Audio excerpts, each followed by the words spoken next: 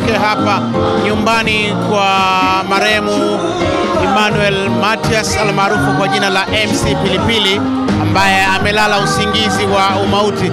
Na sasa hivi kinachofanyika hapo, ndugu jamaa na marafiki wanahaga mwili wa MC Pilipili hapa nyumbani kwao, na hii ikiwa ni sehemu ya kwanza kwa siku ya leo, na kesho pia zoezi hili litafanyika kuaga mwili wa marehemu MC Pilipili. Baada ya hapo basi kesho hiyo itafanyika mazishi katika makaburi ya Kilimo Kwanza hapa jijini Dodoma.